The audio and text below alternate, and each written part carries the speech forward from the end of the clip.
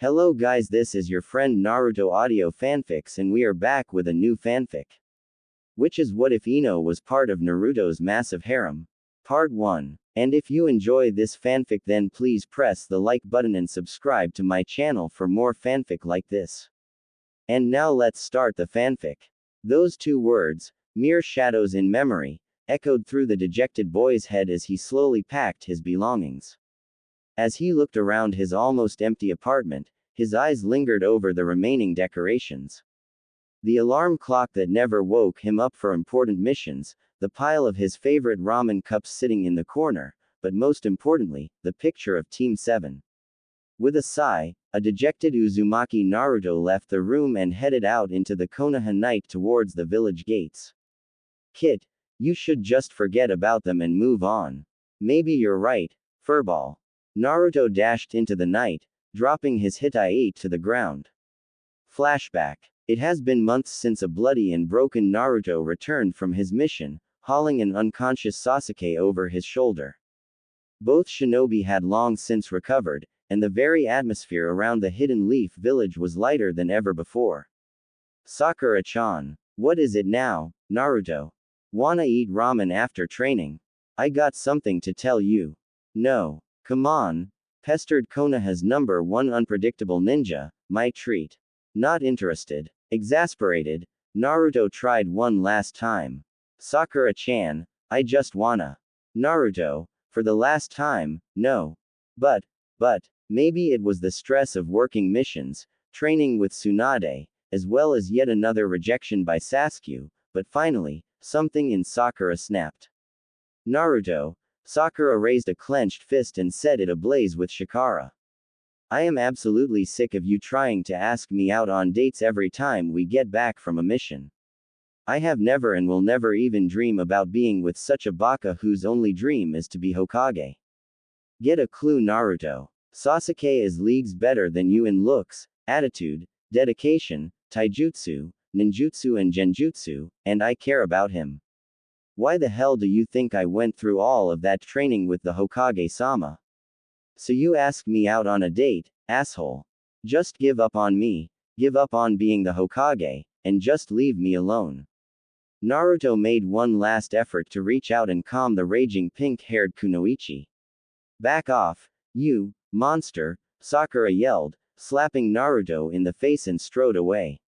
Naruto's sapphire eyes flew wide open, and for the first time in his life, he felt his mask completely shatter. End flashback. Damn it, damn it, damn it. What will you do now, Kit? I don't know, but right now I can't face them, I need to leave for a bit.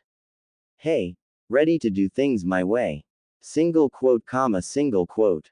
Look at what they've done to you, what have you done to deserve it? Single quote, comma, single quote. What are you going to do now? Single quote, comma, single quote. Kit. Okay. Fine, we'll do it your way. Yes. Now, first training, get ready to shout as loud as you can. And with that, the young shinobi perked up and raised a cry that could be heard throughout the lands. Yeah. Inside Konoha, Tsunade looks up, grumble, stupid hangover. Hinata turns over in her sleep, harder Naruto. Lee jolting up from bed, Yosh. The springtime of youth waits for nobody.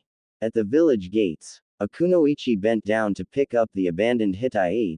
Oh, Naruto-kun. Inside the Cage Prefecture. Gaara, damn, I finally managed to fall asleep too. Land of the Waves. Inari sits up, I want a cookie. Unknown cave. Orochimaru mumbles in his sleep, perfect 10. 2 5-year-olds. Unknown Bathouse. Jiraiya looks up, damn, looks like I have some work to do. A few days later, by walking through the streets, it was clear that many people, especially the older generation, were celebrating the departure of the demon child. Some were subtle, some weren't. At a well-known bar, it soon became a custom to shout, "Great week, isn't it, just to be given one, on the house." This practice died down quickly after a certain angry patron hospitalized the customer with an axe kick that left a crater in the ground. The Konoha 12 continued with their regular lives. They were trained professionals, as was he. There was nothing to be done. 3 years later. Throughout Konoha, Ino passed through the village gates, returning from a successful solo mission, but there was something else on her mind as she walked through the village, spotting familiar faces. Hinata was able to finally gain acceptance as the Hyuga heiress. Kiba was still a pervert, but had finally come to view Hinata as a sister, so he stopped hitting on her. Shino was himself. Neji was growing more irritable, but was no longer blaming things on fate. Tenten could be seen wiping away tears now and then, but largely trained with a renewed focus. Lee maintained his energy, shouting about a certain blonde shinobi's youthfulness and springtime of youth. Shikamaru and Choji kept with their regular routine. Shikamaru would stare at the clouds while Choji ate everything in sight. Ino was nowhere to be found. Sasuke and Sakura were growing closer together, perhaps comforting each other in spite of Sai's comments on Sasuke's lack of a. Occasionally, Sakura would wonder exactly what it was Naruto wanted to say. However, all of them shared a common thought. Naruto, where are you? In a distant, mysterious land. ACHOOOOOOOOOOO. Bless you. One more year later. In the middle of nowhere. Well, I'm on my way back, a white-clad man said to nobody in particular, with a foxy grin starting to appear. Naruto-sama, I would advise you to refrain from being an arrogant prick upon your return, an older man jabbed. Well, after having an arrow kitsune locked in my body for so long, it's a wonder I'm still sane, and, the younger man's voice trailed off. A virgin, chortled the vulpine man as the pair drew closer to their destination. The laughter quickly stopped after they felt a threatening presence nearby. Naruto-sama, leave this to me. Minutes later, two sound ninja were lying on the ground, dead in a pool of their own blood. Blood which, for some reason, was still streaming from their noses. No longer able to contain his excitement, Naruto let out a primal scream. Back in Konoha, Tsunade was at her desk, oblivious to the mountains of paper that threatened to topple over at any moment. Things these days were just too quiet. The Hokage missed seeing the exuberant youth burst in angrily demanding harder missions. She was even wishing she could hear the familiar, Ba-chan, cry one last time. Still, she felt deep inside that he was still alive, waiting for the right moment to make his return. After all, he was the #1 unpredictable ninja, right? Suddenly, there was a faint poof as a masked Anbu appeared, startling Tsunade out of her reverie. The Anbu soldier placed a scroll in her hands. As Tsunade continued reading the scroll, her eyes got wider and wider. Her eyes, previously hazy, had a sharp glint. Summon all the Junins and Anbu captains to the stadium at once. 5 minutes later, Tsunade was standing in front of the Pride of Konoha, the elite force that had obtained the greatest respect of all the hidden villages, where she made a startling announcement. It appears that a terrible situation has risen. Orochimaru has returned. There was a noticeable shiver through the shinobi. I thought he was dead. Didn't the white flash finish him off? As well as the rest of the Akatsuki. Tsunade raised a hand to quell the voices. And that's where our troubles start. The Akatsuki are also back, and have joined forces with Orochimaru. They are currently making their way to Konoha and will be here in 3 days. We will now be commencing emergency defensive procedures. Dismissed. With that, the shinobi split off to their respective stations. Tsunade heaved a sigh. Oh brat, please hurry back. Loud shouts and explosions could be heard over the constant clang of kunai and shuriken. At each front, the Konoha ninja seemed to be holding up well, in spite of the massive onslaught of sound ninja. Lee and Guy were back to back, surrounded by a steadily increasing pile of bodies. For once, the two were no longer thinking about youthfulness, or pulling strange sunset genjutsu. A trio of foolish sound chunin jumped into the fray, brandishing katana. Without breaking stride or looking back, Lee lashed out behind him with a fierce kick, catching the first wide-eyed chunin in the gut, and flying into the pile of broken bones and dead bodies. Quickly pivoting on his left foot, Lee turned around and threw a punch right through the guard of another chunin. The third Chunin met a similar end when the guy had his nunchaku out and was dealing heavy damage left and right. Still, the two were fighting hard. Guy had opened his sixth gate and subconsciously noted with pride that his former pupil only had his fourth gate open. Gotta do extra training, he thought, smashing in a shinobi's face while avoiding random shuriken and kunai thrown his way. Neji, Hinata, Hanabi and Hiyashi were in another area, fighting off the invaders in true Hyuga style. If Jenkin from one Hyuga was scary, 4 at once was absolutely terrifying, comparable to the Tsukiyomi. 4 Junin flew through the air, each throwing a pair of windmill shuriken. Cage shuriken jutsu. The 8 shuriken became 50, as they flew in from all angles. Neji smirked and activated his Kaden. The Junin could only stare as the lethal weapons fell down to the ground, leaving the young ninja unharmed. The 4 Junin gulped. They knew what was coming next. The 4 Hyuga members' eyes contracted as they activated the Byakugan and slid into a stance that promised a lot of pain. No less impressive was the battle that the Uchiha survivor fought.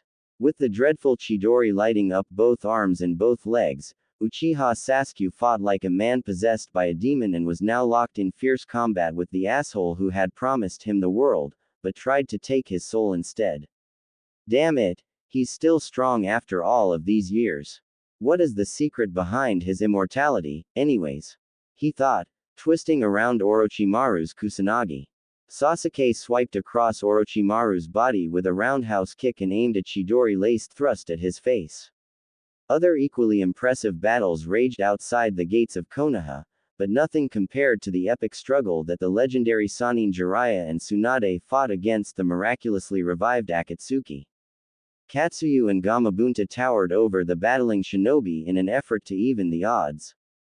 Even with the help of the 2 boss summons, however, the Sannin were still being pushed backwards by the incredible strength of the Akatsuki members. That's strange, thought Jiraiya, they were never this strong before. Their stamina is almost as great as the little brat's stamina. Jiraiya's musings were quickly brought to an end as the Hokage punched the ground with all of her might, causing massive tremors that momentarily stopped the battle. Kami, that was scary, thought Jiraiya as the battle went on. Unfortunately, the battle was not going well. Sure, the elite ninja were living up to their name, but it was evident that they were running low on chakra reserves. There were only a few sound ninja left, but Orochimaru and Amatsuki were still going strong. How, panted Sasuke. Stupid, I'm immortal, it's no wonder I let you run away, Dobi, replied Orochimaru. Meanwhile, the remaining Akatsuki members stood, slightly winded. Tsunade had just separated Zetsu's weird flytrap from the rest of his body with a chakra-powered kick. Weird little bastard, she thought, almost fainting from sheer exhaustion. Next to her, Jiraiya stood panting, covered in wounds. As the enemy slowly advanced forward for the kill, a nerdy silver-haired shinobi holding a pair of glasses in one hand started to chuckle inwardly. Tsunade hung her head. What am I fighting for? She asked nobody in particular. Since when have I been so devoted to protecting this village's Hokage? Jiraiya smiled sadly and answered, I think you know the answer. The two were weakening and they knew it. In their prime, this battle would have been a fierce struggle, but they would have had the advantage. 30 years had not been kind on the 2 Sennin, even though with Tsunade, it wasn't immediately obvious on the outside. We can't give up yet, otherwise we wouldn't ever be able to face Naruto, the two thought, struggling to get back onto their feet. Suddenly, there was a massive burst of chakra behind them. The shinobi all turned and searched for the source of this new strength. There, on top of a village gate stood 2 men. The first man was wearing a black ninja gi, his face was almost entirely hidden, but his dark red eyes conveyed great wisdom and something else. Next to him was the actual source of the previous burst of chakra. There stood a man with a regal bearing. He wore a pure white cloak that billowed in the wind with a matching turban that completely covered his face. There was a pause, as the Konoha shinobi looked at this new arrival with suspicion. The bright blue eyes crinkled in amusement. There was a brief flash, and then the turbaned stranger appeared between the exhausted Konoha ninja and their enemies. Turning to face the shinobi of Konoha, he spoke in a husky baritone voice. Things will be all right now. I'll crush these assholes and punish them for their crimes. Turning back to face Orochimaru and Akatsuki, the man growled, now, it's time to send you bastards to hell, sending chills down the spines of all the spectators. Hidan was the first to step up and challenge the stranger. The shinobi in white smirked and proceeded to go through a series of complicated seals that nobody watching knew. His eyes went blank for a second, as did the other man's. Hey, brat, you'd never have guessed it, but. Haha, you're right. I wonder why I didn't notice it before. By now, Hidan was ready to charge forward, but before he could even flinch, there was another flash and the white ninja was behind the death-obsessed psychopath. What the? He shouted, confused, but his eyes widened as he heard what white shinobi was saying to him. And that's when I figured your technique would really help out your life. I mean, this way, you two are guaranteed to finish together. Just be sure to get her blood beforehand. With a wink, the mysterious stranger jumped back to his original position and waited. A faint blush crept over Hidan's cheeks as he stammered, I can't do this anymore, other important engagements, I have to quit, leaving the confused Akatsuki yet another member short. As realization of their opponent dawned on some of the enemy, a couple more antagonists stepped up to fight, but the rest blanched and disappeared, leaving the Konoha ninja even more confused as to what was going on. Orochimaru and Kabuto were the only ones left standing, somewhat bewildered at the sudden betrayal. The two slowly inched their way forward, but stopped as they saw the white-clad warrior's eyes turn crimson red, which went unnoticed by everybody except for Orochimaru and Kabuto. There was a brief pause before the shock registered on their faces. The white shinobi flashed through a series of hand seals so fast, Kakashi and Sasuke blinked their eyes, wondering if they were seeing double. Hidden technique. Return to youth. Oh shit, thought Orochimaru as he pissed his pants. What the? Thought Kabuto. Naruto focused for a moment, his jutsu lighting the area momentarily before he smiled. He was pleased at this new technique. It allowed the user to forcibly modify the personality to return the victim to childlike innocence, innocence that ironically Naruto would never experience. Kabuto was seated on the grass, plucking up loose blades of grass and scattering them to the winds. The subtle, yet scheming gleam in his eye was replaced by one of youthful innocence. As the grown man continued to pluck away the foliage of Konoha, a bird flew by, startling the previously fearless shinobi. As his hand flew back to regain his balance, he squished an ant on the ground. Tears started to well up into the eyes of the previously cold-hearted man as he lamented the death of the poor insect. The group then turned their attentions to the other ninja, first with a look of consternation, but then a growing smile.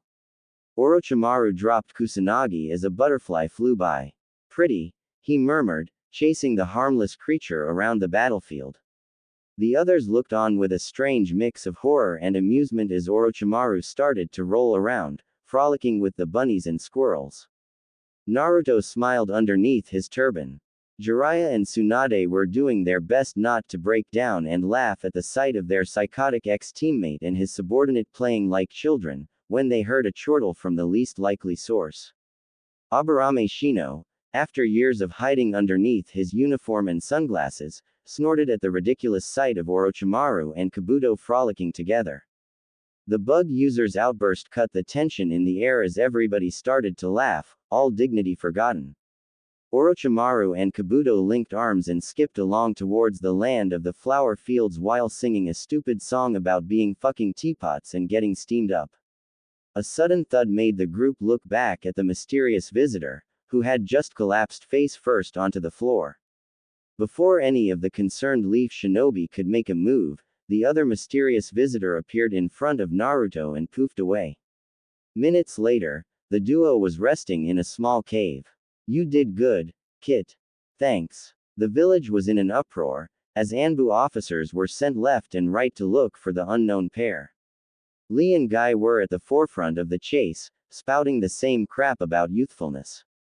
Yosh. The two heroes have surely shown great youthfulness. Screamed Lee. Hi. They are surely in their springtime of youth.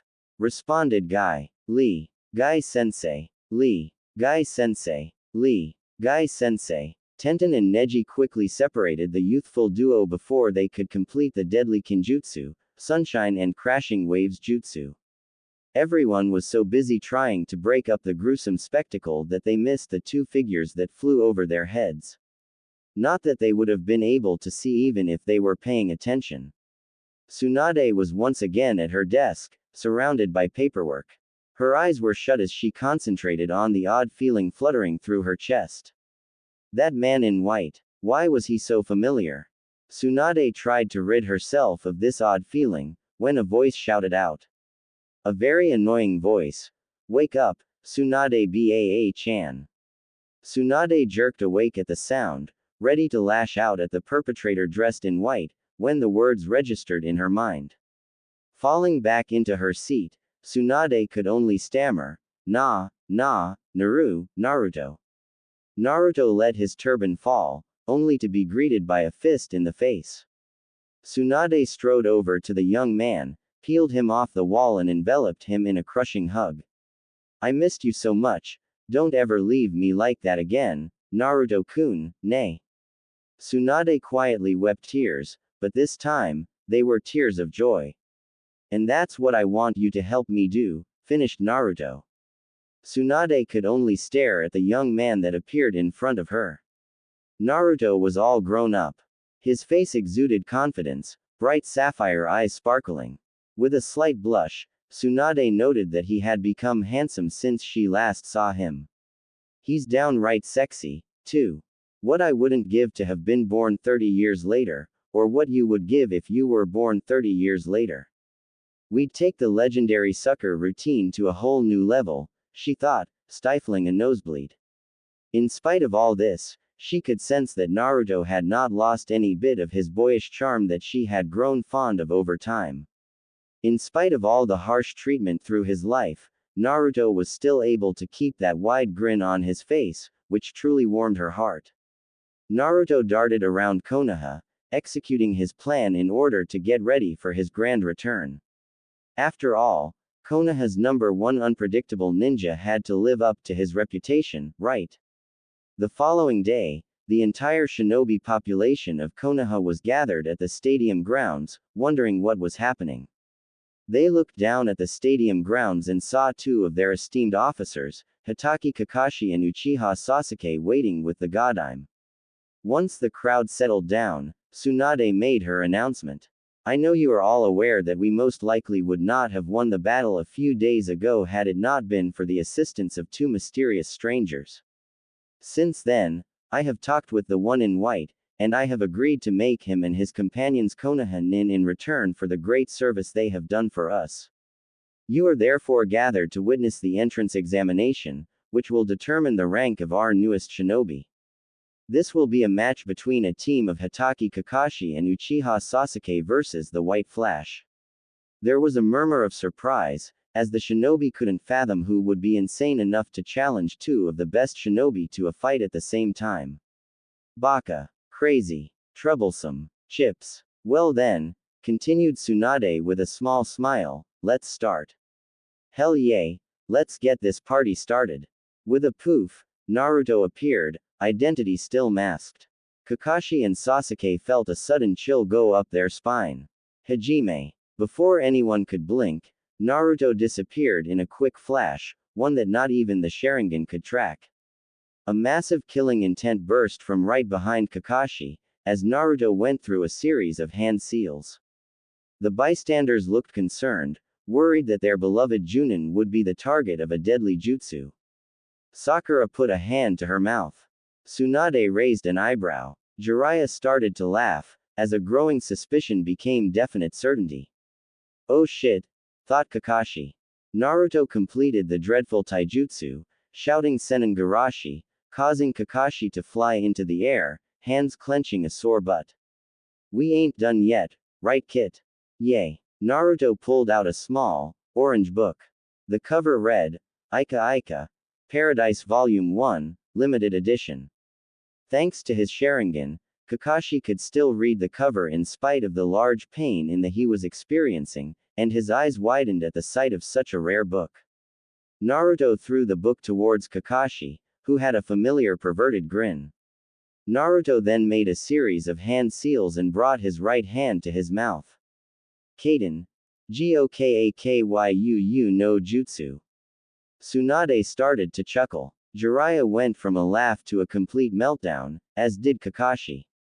The two had anime-style tears streaming from their faces as their beloved book was burned to ashes. A quick blow to the neck quickly subdued the perverted Junin, leaving Sasuke and Naruto staring at each other. Nani? The crowd shouted, amazed that the copy nin could be defeated easily. They turned their attention back to the fight on hand. The Sasuke 5 years ago would have been overcome with rage at this new development. A new stranger had come up from nowhere and defeats Kakashi in a few minutes. Maybe it was the influence of his ex-teammate, but Sasuke was no longer the cold-hearted arrogant prick of old. Sure, he wasn't a bundle of unbridled energy, and sure, he often snuck sidelong glances at Sai once in a while, but he was no longer the broody teenager that ran away crying when Naruto proved to be the stronger man. Settling into the famous Uchiha Taijutsu stance, Sasuke prepared to launch an assault. The strongest Uchiha charged into battle as onlookers drew a breath. The crowd was in awe. It had already been an hour, and neither combatant looked ready to give up. Sasuke had been hard-pressed to unleash a wide array of ninjutsu, only to find them countered by an even greater force each time. Finally, Sasuke had reached the limits of his patience performing a series of hand seals. Sasuke lit up his arms and legs in the familiar Chidori. Sasuke prepared his self-created taijutsu style, Chidori Jutsu. Getting serious now, aren't we, Sasuke-chan? Naruto taunted, much to Sasuke's chagrin.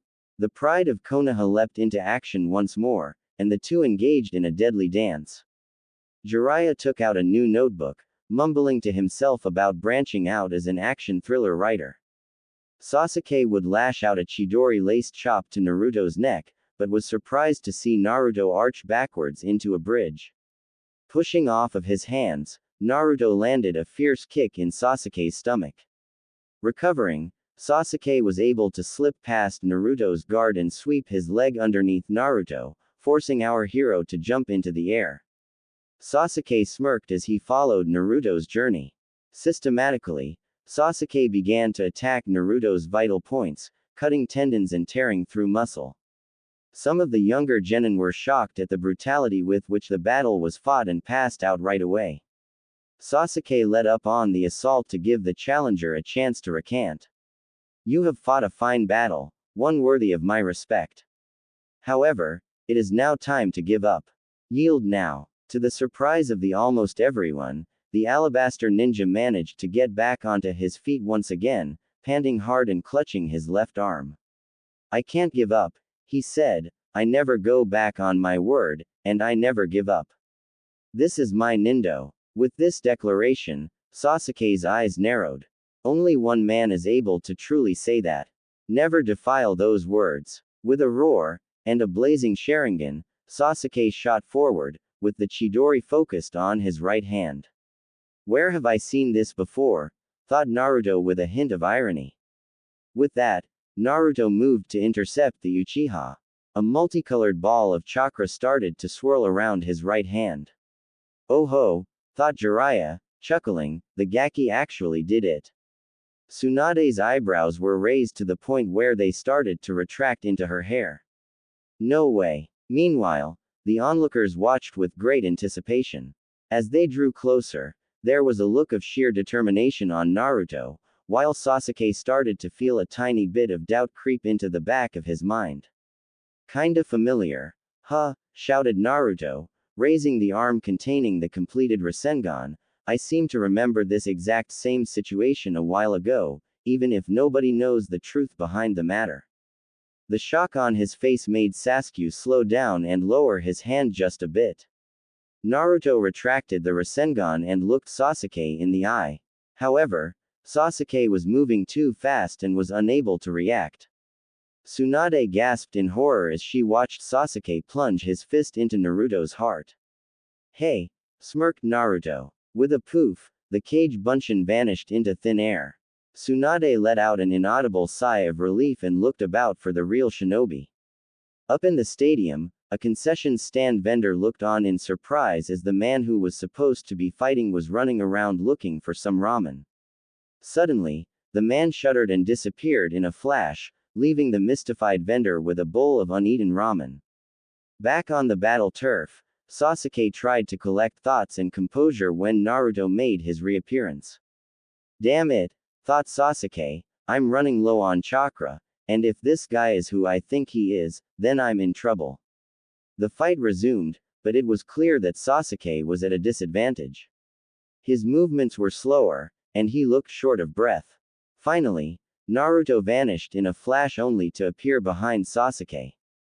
A quick blow to the back of the head brought Sasuke to his knees. Naruto then pulled out a scroll and summoned a pair of daggers, one as white as snow and the other as black as night. Naruto reached down and lowered the white one to Sasuke's eyes. With a flash, the dagger quickly flashed across Sasuke's forehead, leaving a gash across Sasuke's hit. Told ya I could do it on my own. Sasuke's eyes opened even wider as he recalled the defining moment. Flashback. You can't even scratch my hit, smirked Sasuke as the two prepared to battle. End flashback. Nah, Naruto, you're back, gasped Sasuke as he fell unconscious. Naruto reached up, untying the turban, letting the white cloth fall to the ground. There was a large chorus of gasps and shouts as the spectators started to recognize Konoha's #1 unpredictable ninja. Kai! Shouted many shinobi, checking to make sure they were not under genjutsu. Naruto snickered. I thought that you guys wouldn't believe that I'm actually Naruto, so I planned a couple of things in advance that should assure you that I am indeed Naruto. Now, if you could all take a look up at the Hokage monument, I believe that you will see something Konoha hasn't seen in quite a while. The shinobi followed Naruto's gaze to the Hokage monument, and were shocked to see that the faces were covered in graffiti once more. Iruka slapped his forehead and sighed, that's Naruto, alright. There was still a bit of doubt in some of the other shinobi's eyes, especially those that did not know that Naruto was responsible for the famous Hokage makeover of many years ago. I know what some of you are thinking, that this isn't enough to show that I'm the real deal, declared Naruto, so I took the liberty of preparing something else that should prove my identity. Now, if you would all follow me. Naruto led the group along the familiar road to Ichiraku's ramen, where 50 bowls were already laid out. When they got there, most of the shinobi started to grin.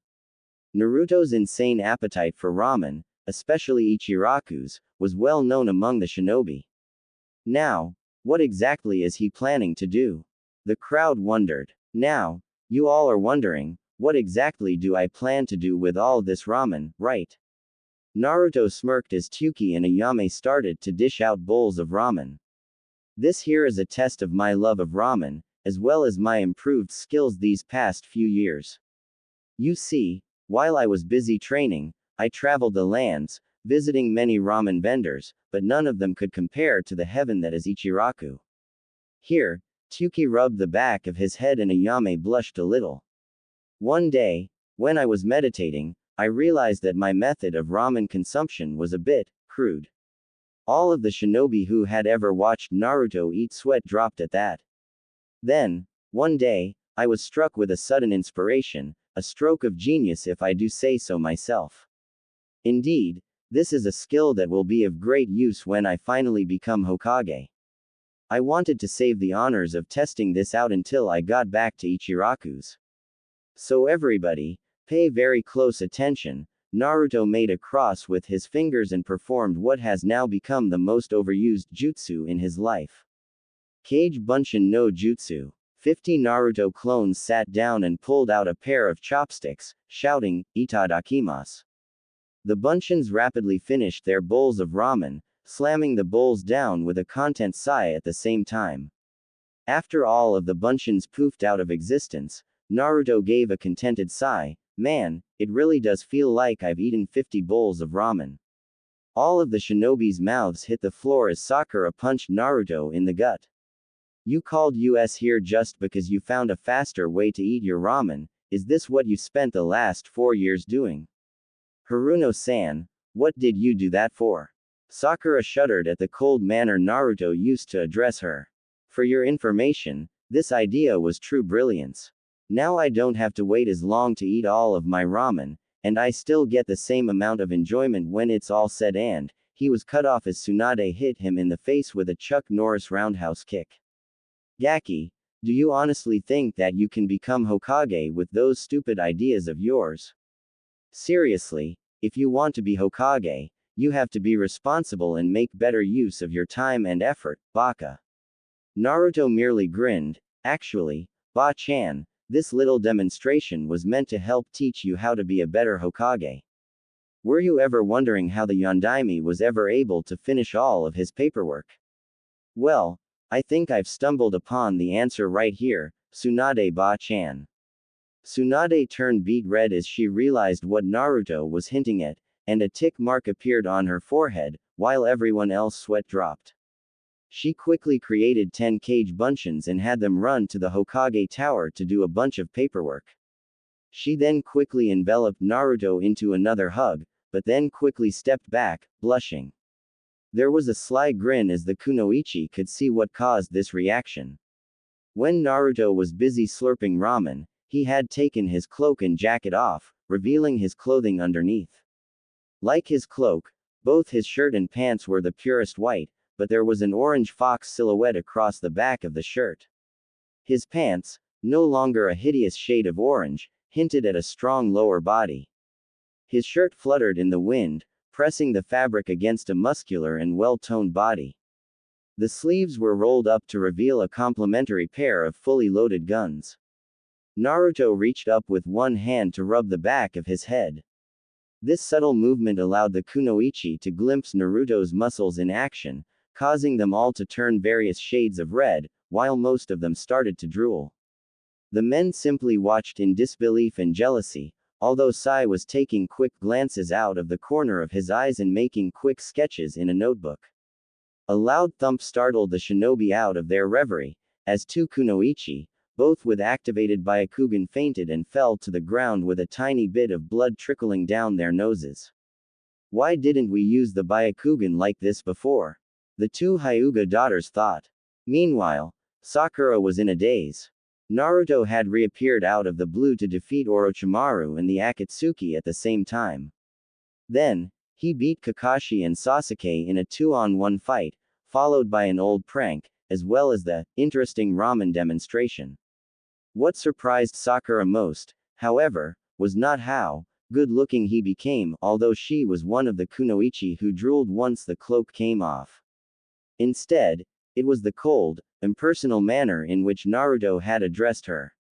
Sure, she had said some mean things to him during her last meeting, which probably lead to his disappearance, but she still couldn't understand why Naruto was still bitter and distant, or the Hokage, for that matter. Flashback. You said what? Shouted Tsunade, furious. Sakura had just finished tearfully describing her final meeting with Naruto and was now trembling in fear at the sight of the Hokage. Tsunade could not believe her ears. She had always known that her apprentice had always been harsh with her favorite blonde, but the abuse that Sakura had laid on Naruto this time was uncalled for. She brought a hand down onto the desk, turning the heavy wooden desk into splinters, causing Sakura to sweat drop. It took all of her self-control to not empty her bladder as Tsunade opened her mouth once again, but this time instead of a yell, Tsunade spoke in an even voice. Haruno. Sakura shuddered at the chill in Tsunade's whisper, please leave this office at once. Sakura was gone faster than she could say, Kyuubi. The next day, Sakura was back in the Hokage's office, almost unable to hear what was coming next. And that's why I can no longer have you as my apprentice anymore. Sakura's mind went blank. Unconsciously, she felt her legs walk out the door and take the long steps to her house. She knew she was wrong to yell at Naruto. He was just being himself, and she had completely crushed him. She decided that she would go see him later that day to apologize. End flashback. By then, the two Hyuga sisters had fully recovered from their fainting spells. By then, the crowd had gotten over the shock and was now bombarding Naruto with questions and compliments. Where have you been? Just how strong are you? Yash, I see that your flames of youth are burning brighter than ever. Will you go out with me? Will you marry me? What were those jutsu you used the other day? Did you seriously master the legendary Hiraishin no Jutsu? Will you have my babies? We must have a spar sometime, and if I lose, I will run 500 laps around Konoha on my index fingers. If I cannot do that, I will drink a gallon of milk in a minute. Are you? Naruto laughed. Slow down there. I'll answer all of your questions in time, he chuckled, as his baritone voice sent shivers down the spines of all of the kunoichi. Firstly, I've mostly been training these past several years with an old friend. I don't know exactly how strong I am. Lee, you will no longer be my rival if you use the words, flame of youth, or the stupid sunshine no jutsu. About the dating and marriage and whatnot, I'm sorry ladies, but I do not deserve to be with any of you. This, of course, set the hearts of all the kunoichi racing once more. Anyways, continued Naruto, my jutsu I would like to keep secret for a little bit longer. It took forever to learn how to perform and reduce the number of hand seals, so I do not wish for a couple of copycats stealing my precious jutsu right away. Sasuke and Kakashi woke up, sneezing. With that, Naruto disappeared with another flash to the amazement of the crowd. He's so cool, I wish I could have a boyfriend like him, sighed a young genin kunoichi, earning a few glares from the older kunoichi. For the first time in 4 years, Ino had a true smile on her face. She didn't really like how all of the other kunoichi were going gaga over the new Naruto, but it was true. He was, for the lack of a better word, hot. Ino started to get hot and flustered, so she closed her eyes and listened to the conversation on the streets. You really want to buy that? Hey, let's go grab a bite to eat. Where the hell are you touching? A white-haired ninja holding a notebook flew through the air. Have you seen? I'm tired. Perfectly toned muscles. Nice. And those blue eyes. Barbecue pork. Those whiskers. Troublesome. He's so dreamy. Ino was startled from her reverie with a slight wave of jealousy. As a faint blush started to creep into her cheeks, she quickly hurried on, trying to ignore the various women, and some men crushing on the former brat of Konoha. The truth was, Ino had always had a little soft spot for her fellow blonde, and it wasn't just because they shared the same hair color. Maybe it was because of her clan's special jutsu, but Ino had always been good at reading people's minds. Right from the beginning, from their first day in Ninja Academy, she could tell that he was a boy who hid a great sorrow behind a mask. Sure, he was constantly grinning like a stupid idiot, but there was something deeper, a hidden emotion underneath the mask. She wanted to approach him and try to understand why he deliberately hid from the world, but was sidetracked when Forehead Girl declared her undying love for Sasuke-kun. Unfortunately, her young schoolgirl mind would not back down to a challenge. After all, it was the Uchiha Sasuke that everyone was talking about. As she grew older, she looked back and regretted her decision to get to know Naruto better. It seemed as if fate itself was keeping the two blondes apart when they were assigned to different teams. On the outside, she was groaning because she couldn't be with Sasuke, but on the inside, she knew that she desired to be with Naruto. As time went by, she saw less and less of Naruto, as they were never assigned on missions together. She heard stories of his accomplishments and was impressed, but she saw so little of the boy that she did not give it too much thought. She was still caught up with her stupid rivalry with Sasuke. Damn it, it's so confusing, she thought, suddenly dashing to run back home. She needed a bath to calm her nerves. Instead, she collided with a figure running in the opposite direction and fell to the ground hard. You okay? Ino heard a voice tinged with concern, as well as a pair of arms lightly hoisting her back to her feet. A pair of strong arms. A pair of fine muscular, toned arms. You okay? Asked a concerned Naruto. Ino blushed and pulled back suddenly. She brought her hands up and started to do the Hinata's fingertip thing when she realized what she was doing. Blushing slightly, she looked at Naruto and murmured a soft, "Hey. Hey there yourself, Ino." Naruto flashed a wide grin. Damn it, thought Ino, it's almost like he knows what I'm thinking. Shaking her head, she hardened her resolve. Naruto, how would you like to go eat some ramen later? Naruto smiled even wider. Sounds great, I'll see you at Ichiraku's at 6, then. A loud stampede interrupted their reverie. Oh shit. Naruto's eyes widened as he saw a large number of scary fan girls storming his direction. Guess I have to end this one way or another, sighed Naruto as he crossed his fingers in a familiar seal and created some cage bunshin. Then the fangirls started to attack. The resultant scale of destruction of assault was impossible to describe, but all of the bunshins were being glomped left and right by overzealous fangirls. The memories of each bunshin were then transferred to our lovable blonde who was trying to make his escape. The horrors of all of the memories were overwhelming, and Naruto simply fainted in the middle of the street. When he woke up, he found himself staring into a pair of pale lavender eyes. Naruto-kun, are you alright? Asked the concerned Hyuga heiress. Ah, scary, shouted Naruto as he ran away again. He was still having nightmares about the crazy fangirls from earlier. Hinata blinked once and went along on her way. At the Kunoichi Weekly Press. Hurry up, we have to make these revisions fast. A team of journalists were scrambling about, trying to fix the top 10 most eligible bachelors in Konoha list, as well as the top 10 hottest male shinobi in Fire Country list. Hey, if I write nice things about Naruto, do you think he'll go on a date with me? Whispered one giggling girl to another. Inside Naruto's apartment, Naruto sneezed as he looked over the hellhole that served as his home for over 13 years. The door hung loosely on its hinges, as if a mob had forcefully entered the apartment.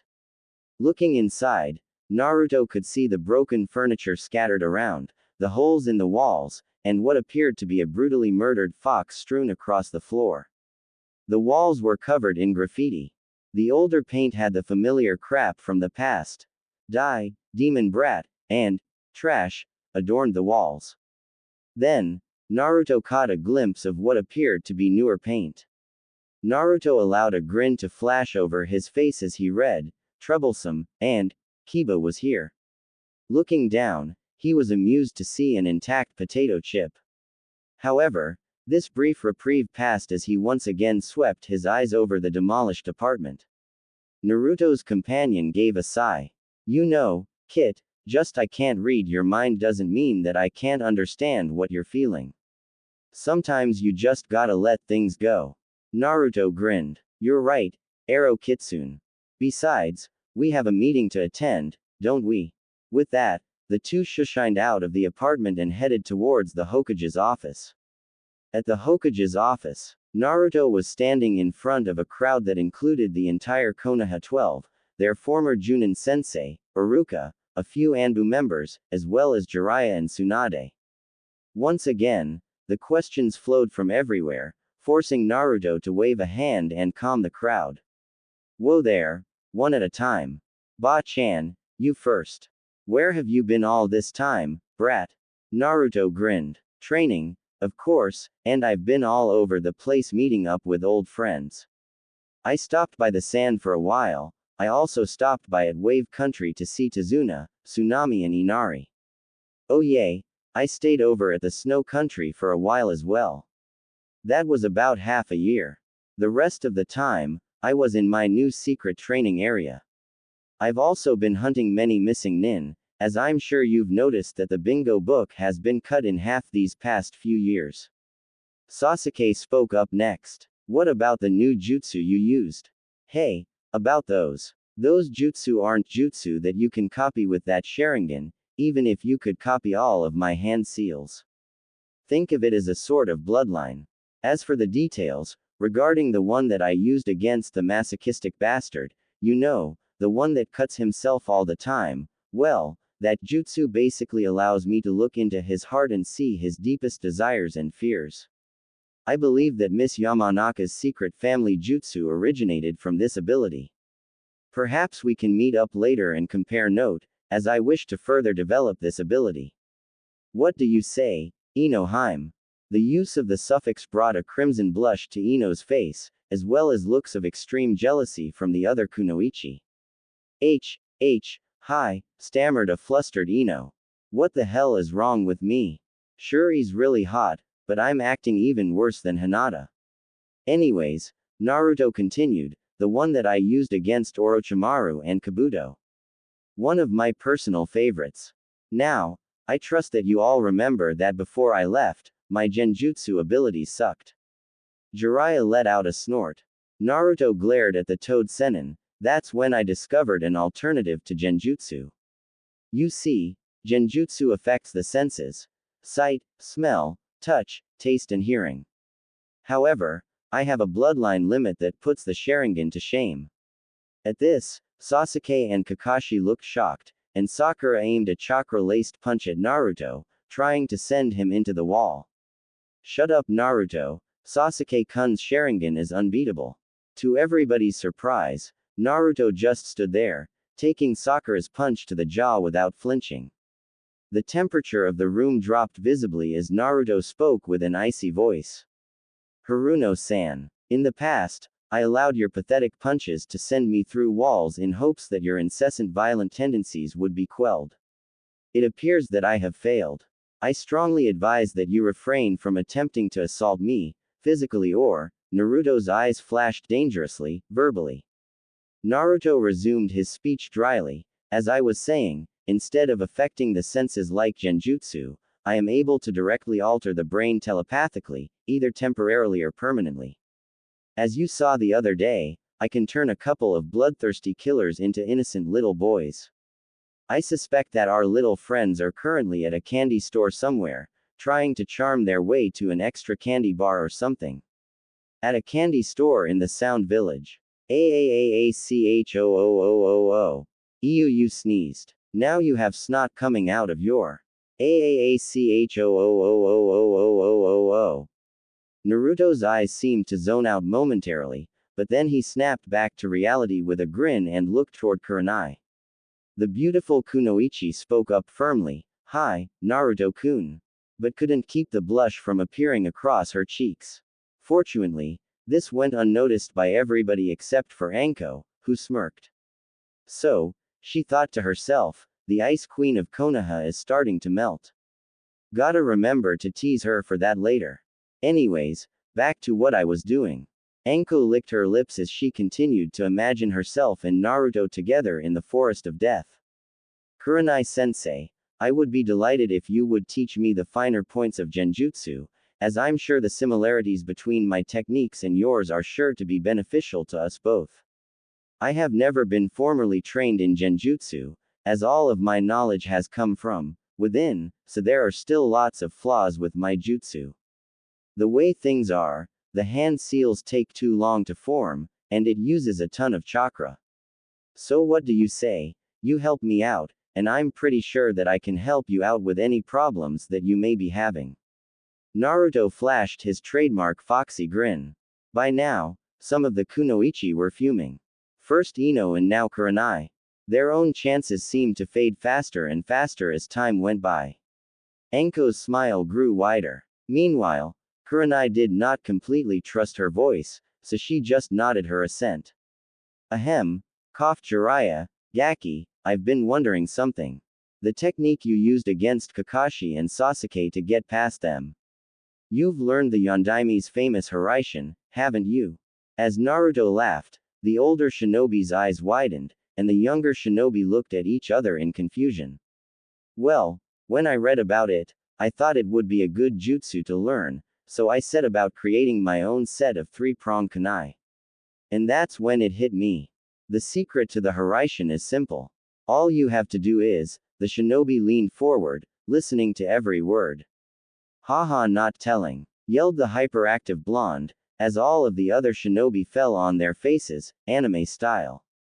Sasuke spoke up. What about that cage bunshin? It didn't disappear after I hit it with Chidori. Ah, about that, mused a pensive Naruto. Part of my training involved improving my weaknesses. I was kinda getting tired of all of my bunshins getting the crap kicked out of them. Remember how all of the bunshins' memories are sent back to the original? Well, I've been blown up, punched, sliced and diced, buried in sand and chidoried more times than I ever want, so I've finally figured out how to strengthen the cage bunshin. You see, because I was doing only one hand seal for Junin level jutsu, the clones were only durable enough to take one hit. In order to create a more stable bunshin, you need to add more chakra, a lot more chakra. Just one of these take about the same as 5,000 of my regular bunshins. Quote, Anko licked her lips, thinking about the things she could do with a couple of these special bunshin. Kurenai and Ino had glazed eyes with a hint of a nosebleed. Yosh. His flames of youth are burning brighter than ever before. Gai-sensei. Lee. Gai-sensei. Lee. The stunning crash of an ocean wave on rocks with an enormous sunset in the distance suddenly sprang up behind the youthful shinobi. The crowd sweat dropped at the destructive genjutsu and Kakashi was on the floor rolling after trying to copy the damned sunset and ocean technique. They all knew what was coming next, the dreaded toothflash jutsu. Naruto reached around Ino's waist and untied her hitai, causing Ino to blush once more. He used the reflective surface of the forehead protector to reflect the deadly rays away from the shinobi. The beams of light created by Lee and Gai's toothflash no jutsu drilled into the walls, causing the others to sweat drop. Meanwhile, Hinata had finally worked up the courage to speak. Anyo, Naruto-kun, why did you leave Konoha in the first place? Sakura visibly paled at this, but Naruto simply deadpanned, Hina-chan, sometimes you just need to get away for a while and resolve your issues within. Just as you have dealt with your own problems, I had a few demons of my own to sort out and purge. A couple of the older shinobi jerked involuntarily, but the younger shinobi didn't pay attention. Naruto clapped his hands with a soft smile. I think it's time for us to call it a day, regrettable as it is. Don't worry, I'll still be around if any of you want to talk, spar or play. Several kunoichi fainted at this. Tsunade Bachan, Jiraiya Sensei, Iruka Sensei and Shizune Nichan, if you four could stay here for a second, please. I have something further to discuss. After the others shambled out, Anko and Kurenai had to be forcibly removed, and Naruto finished setting up soundproof seals around the office. Naruto turned to the remaining four. Now, I consider you four to be my family, so I have something very important to tell you about my travels. I'd like to introduce to you an old friend of mine, Kyubi. The older man in sable from the other day stepped forward to the shock of the four observers. Iruka was the first to scrape his jaw off the floor. Kyubi, as in the Kyubi that was sealed inside of you. Jiraiya pulled out a kunai and Tsunade settled down into her combat stance as Kyubi stepped forward. Kyubi flashed a foxy grin. Don't worry about me. I have no ill intentions towards Konoha and its citizens, even if many of them have made Naruto's life a living hell. Furthermore, although I still remember all of my demonic techniques, I only have about one tail of power. Naru-chan here absorbed most of my powers and has been trained in all of my jutsu, which is why he is so damn powerful now. Jiraiya was the first to process this new information. So you're saying that Naruto now possesses 8 tails of power. No wonder why he beat Sasuke and Kakashi so easily. Kyubi snorted, Baka. Tell them, Kit. Naruto chuckled and rubbed the back of his head. Actually Jiraiya-sensei, I'm a bit stronger than that, he said, causing the others to sweat drop. It appears that, in order to seal a demon, the container naturally develops enough chakra to overpower the demonic chakra. Without the furball's help, I am as powerful as Kyubi was during the attack, and with it, I am strong enough to fight all of the other tailed demons to a standstill at the same time. Quote, still trying to recover from her shock, Tsunade managed to raise an eyebrow. So how exactly did you manage to release your dear friend? Last time I checked, It was impossible without killing you both. Well, I've been able to release Arrow-sensei for a while now. If I create a cage Bunshin only using his chakra, then the Bunshin will be his Bunshin, complete with his knowledge and personality. However, as time went along, I started to absorb more and more of Arrow-sensei's chakra. Things were pretty emotional as I started to absorb the ninth tail. Arrow-sensei is really an awesome demon. Fortunately, because he had such little chakra left, I was able to physically separate both of us, leaving him with the chakra that he has now without causing harm to either of us. I think Dad put flaws in the seal on purpose for this exact reason. In fact, I'm sure of it. Jiraiya spoke up once again. Not that I don't mind, but why do you call the Kyuubi Arrow-sensei? I thought I was Konoha's #1 super pervert. What happened to Arrow-senin? Naruto and Kyuubi laughed at this. Kid, you and I are gonna go on a trip together. You still have much to learn, and it has been a while since I have taken on an apprentice. Jiraiya's face contorted into a lecherous grin. The two perverts jumped out the window with appropriately perverse grins. Ah, damn, muttered Naruto, I was hoping they'd stay a little longer. Why do you guys look so shocked? I mean, all of my teachers have been perverts. Uruka-sensei and Oji-san couldn't handle my sexy no jutsu when I was just a kid. Ebisu-sensei was a closet pervert. Kakashi-sensei would read porn all the time and Jiraiya-sensei would stop by the brothels at every town we visited. At this, Uruka blushed while Tsunade and Shizune's sweat dropped. One final thing. I think it's about time that I step up and take my inheritance, nay. Naruto rummaged through the desk before pulling out a small, golden key. Can't wait to see what Dad's house looks like. With a foxy grin and a bright white flash, Naruto disappeared, leaving the remaining three flabbergasted. Tsunade pulled out a bottle of sake. I'm gonna need this, so don't even try taking this away, Shizune. To Tsunade's surprise, Shizune pulled out her own bottle and Uruka took out yet another. Bottoms up, they mumbled, downing the sake straight from the bottle. It was the greatest revival of fangirl-dom in Konoha's history. After the realization that Sasuke and Sai were gay, only the creepy yaoi fangirls had anything to celebrate, and even then, it wasn't as fun when they were actually gay. Now that an unattached Naruto had burst onto the scene, love-struck village girls and kunoichi alike were swarming Konoha. It was as if a new light had swept through the village, in the form of our favorite hyperactive blonde. Perhaps the happiest civilian in Konoha at the moment was Tyuki, owner of Ichiraku's ramen stand. When Naruto left, business went down by more than half. The Konoha 12 and their sensei would drop by now and then, but things were never the same without the hyperactive blonde ninja. Now that the crazy ninja had made his return, his stand was swamped by women and kunoichi ordering ramen hoping for a chance at a lunch date with Naruto. This rapid influx of the female population naturally attracted perverts like Kiba, Kakashi and Jiraiya, who also bought ramen to have an excuse to ogle the women. This made Tyuki very happy just watching all the ryo flow into his wallet. However, what really made Tyuki happy was that Naruto was finally being accepted by the community that had shunned him for now.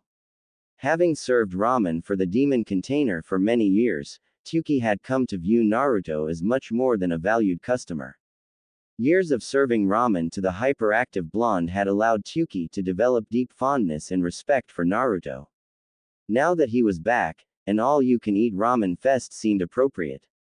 Speaking of which, Kya, it's Naruto-kun. Don't let him escape. Tyuki grinned and set a large bowl of miso ramen on the counter. In a flash, Naruto was at the booth, ready to dig in, but the ever-persistent fangirls were starting to piss off Tyuki and Naruto. Finally, Naruto snapped. With a tick on his forehead, he shouted to the old man to close his eyes. Focusing his chakra, he called out, Green Beast Harem Jutsu. The crazy fangirls were treated to the horrifying sight of multiple guys and Lees hugging each other, causing them all to faint. With a contented sigh, Naruto finished off his last bowl, left some money and with a conspiratorial wink to Ayame, Hira shined away once again. Ino had finished closing up shop for the day and was rummaging through her closet. After a bit of searching, she emerged with a small rectangular case. Settling onto her bed, she pulled out the item contained within. It was a beaten and worn down Hittite. Flashback. Ino was on her way back home after a late night interrogation session. She had just been accepted by Ibiki as an apprentice a few days ago and he was already working her to the bone. Truthfully, Ino was glad that Ibiki had taken such great interest in her abilities. Ino had often questioned her strength and worth as a kunoichi, a self-doubt that was further emphasized once Sakura started to receive special attention from the Godime herself. Ino snorted. The bitch had likely gotten Naruto to ask Tsunade to take her on as an apprentice. As she walked along the street, she barely noticed the orange blur that rushed past her. Was that Naruto? What's he doing at this hour? Curious, Ino sped off in the direction that her fellow blonde had rushed off to. Minutes later, she arrived at the village gate and saw Naruto hold out his Hittite. What's going on? Is Naruto running away from Konoha? She watched, transfixed as the Hittite dropped to the ground. She remained motionless until a loud cry jolted her from her reverie. Yeah. Ino walked over to the Hittite and picked it up. Her delicate fingers traced the leaf symbol. Just what is going on? End flashback. A few months later, when it was apparent that Naruto was not coming back soon, Tsunade had gathered the younger generation of shinobi and explained Naruto's connection with the Kyuubi.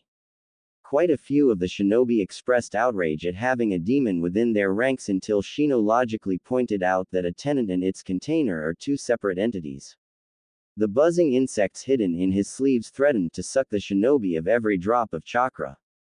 To Ino, many of her questions regarding Naruto became instantly clear: his isolation, determination and fierce loyalty. With Naruto's reappearance in Konoha, Ino's feelings for the blonde returned tenfold. It didn't hurt that he came back looking like a god. She pictured his strong arms holding her tightly while those luscious lips trailed along her neck, leaving butterfly kisses along the way. He'd then force her onto the bed while she ran her hands over his firm chest and rock-hard abs. After that, she would wrap her milky white legs around his waist. Ino blinked and sniffed the air, smelling the strong scent of her arousal. She sighed. Damn, I just did the laundry yesterday. Whenever Ino lost herself in her fantasies involving herself and a certain blonde shinobi, she would go out for a walk, as the cool air usually served to calm her down. Oftentimes, she would end up at the top of the Hokage monument, where Naruto was known to frequent. Ino would sit there trying to figure out exactly what drew Naruto to that place. Soon enough, she found herself at the top of the Hokage monument. Ino stretched out her arms and breathed in the fresh air. She glanced over the heads of the 5 Hokage and spotted a lone figure seated atop the Yondaime's head. Ino walked to the seated figure, ready to call out when the man turned around. Ino-chan. Ino was grateful that the night managed to obscure the deep flush that spread across her cheeks when Naruto addressed her.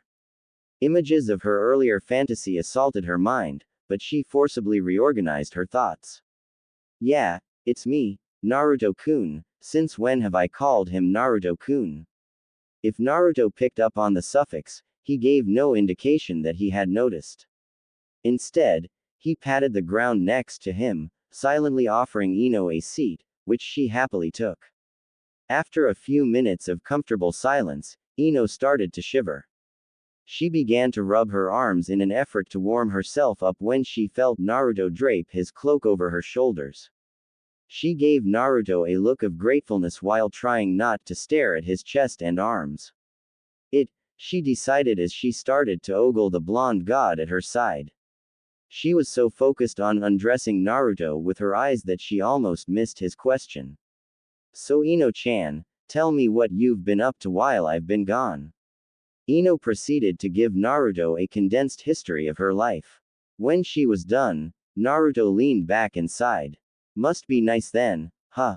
Years of interrogation had trained Ino to pick up on the subtleties of a person's mannerisms. She instantly noticed the slight sag of his shoulders and the faint, wistful sigh. Naruto, I'm sorry. I'm sorry for everything, for laughing at you and your dreams, never believing in you. I ignored you and I wasn't there for you when you needed a friend. I've probably hurt you deeper than I can even imagine. Quote. Ino squirmed uncomfortably during the silence. Finally, Naruto replied, so you know about the fox, then. It wasn't a question, but Ino still nodded. Naruto laid back with his arms folded behind his back and eyes closed. It really hurt, Ino-chan. The feeling of being alone, having nobody to turn to for encouragement and constantly having your dreams thrown in your face is the worst thing in the world. I remember everything that has happened to me, all of the beatings, the hateful glares and whispers, everything. Ino hung her head in shame, berating her younger self for her stupidity. Thank you, Ino-chan. Ino-chan, you were the second person to ever apologize to me, after Iruka-sensei. It really means a lot to me. I forgive you. Ino bowed her head, a light blush adorning her beautiful features. SSS, so what are you going to do now, Naruto-kun? Naruto sat back up and sighed. I don't know, Ino-chan. Probably wander over the place, continue to travel. Konoha doesn't need me anymore. You can't do that, Naruto-kun. We all missed you. Quote. We want you to stay here with us. Naruto snorted, raising Ino's ire. I want you to stay, Naruto-kun. Ino gasped and clasped her hand over her mouth. She didn't mean to blurt that out loud. She cast a nervous glance at the frozen blonde next to her before preparing to run away to avoid any future embarrassment. Before she could flee, a hand darted forward and snatched her wrist, gently turning her around to face Naruto. Do you really mean that? Ino looked into Naruto's eyes and instantly melted. His eyes conveyed such an expressive mixture of hope, joy and happiness that Ino's heart instantly went out to the blonde. She shyly nodded, I've fallen in love with him. Slowly, Naruto leaned towards Ino. I think. Ino reciprocated the action, heart pounding and her lips slightly parted in anticipation.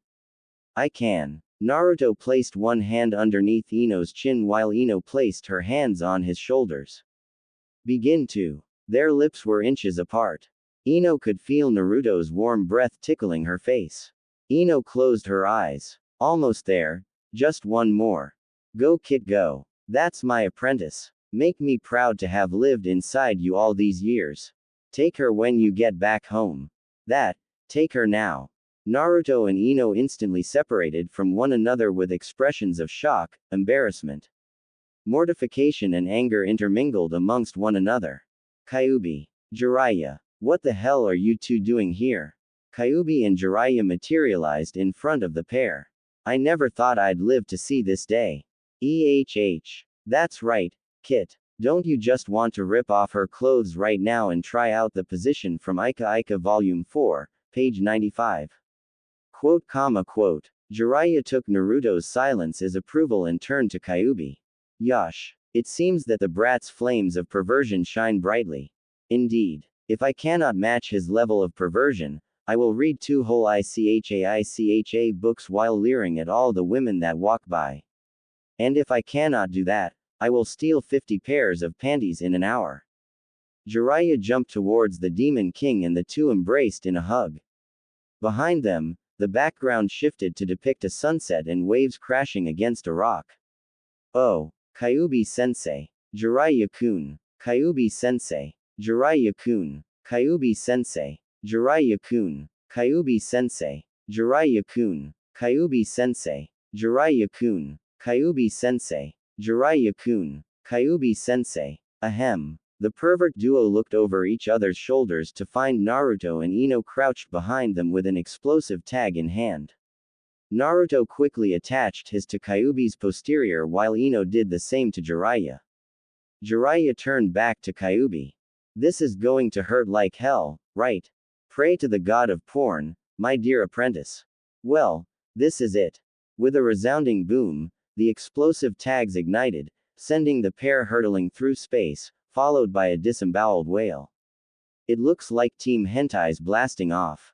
Ino cheered and Naruto did a tiny victory dance as Jiraiya and Kyuubi vanished in a twinkle of light. Their eyes met momentarily, and they quickly turned away, blushing. Well, I should be heading back home soon. Why yeah. I'll see you later, Ino-chan.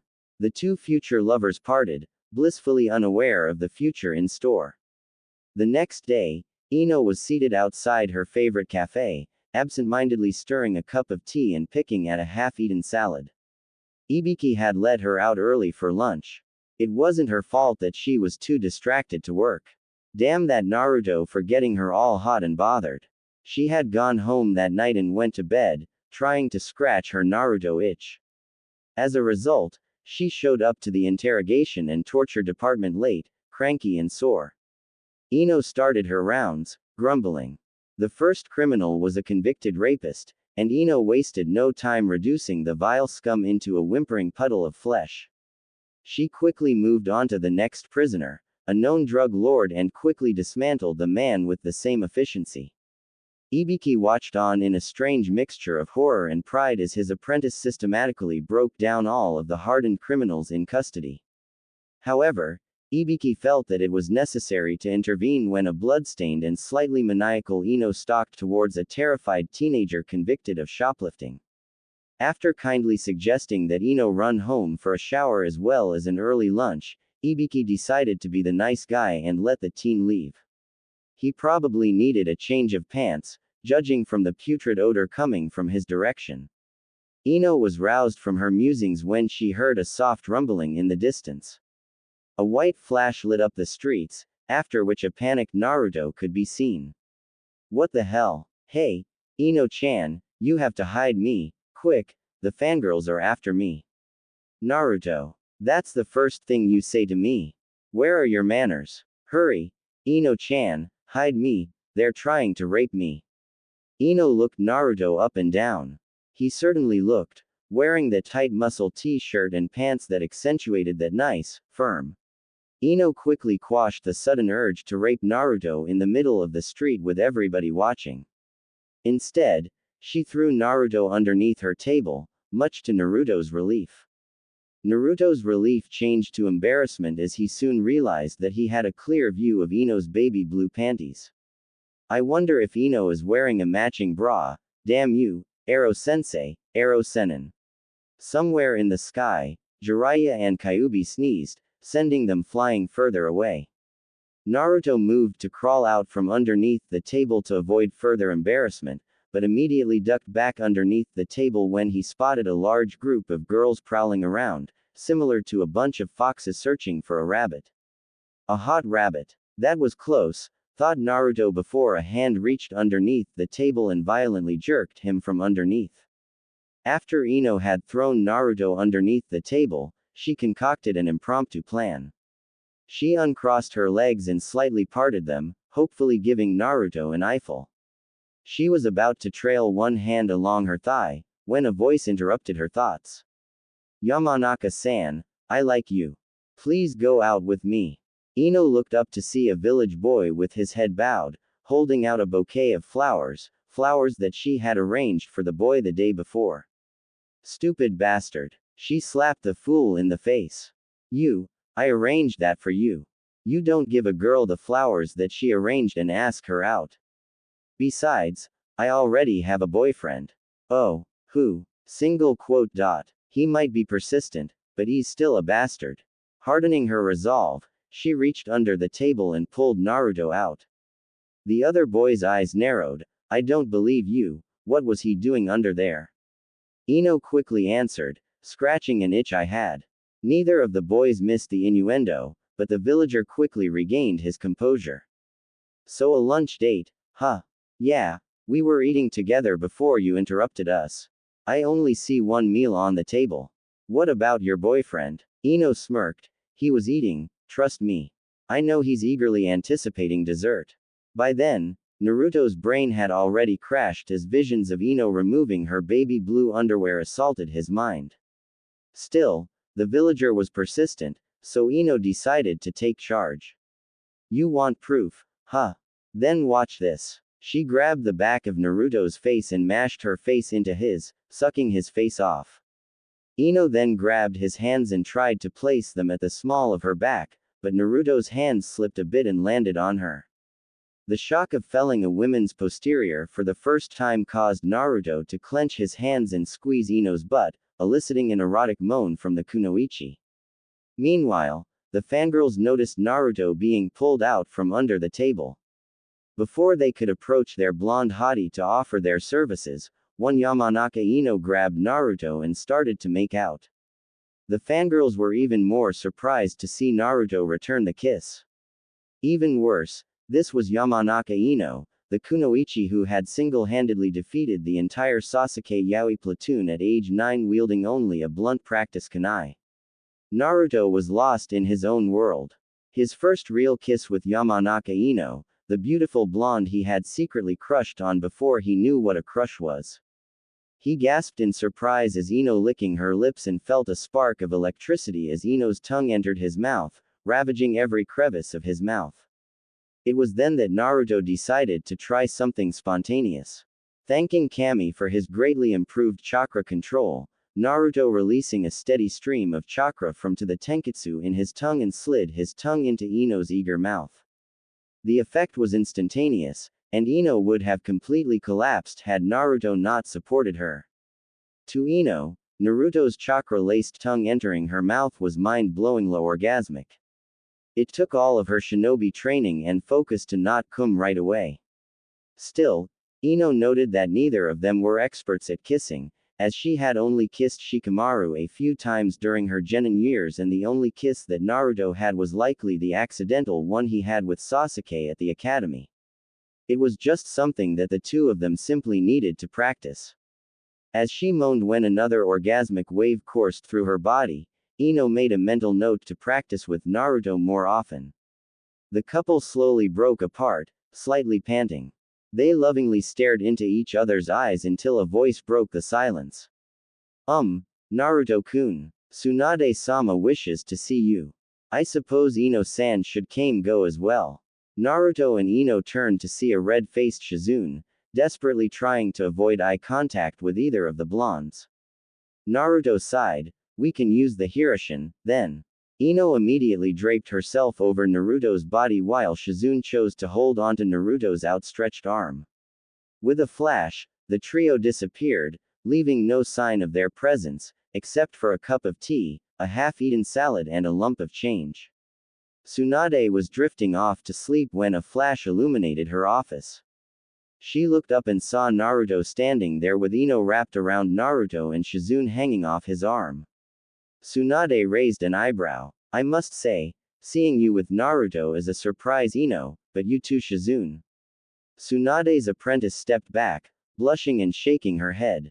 Naruto spoke up, saving the blushing kunoichi from further embarrassment. What's up, Bachan? Tsunade resisted the urge to punch Naruto in the face and instead tossed a scroll at Naruto, who deftly caught it and began to read its contents.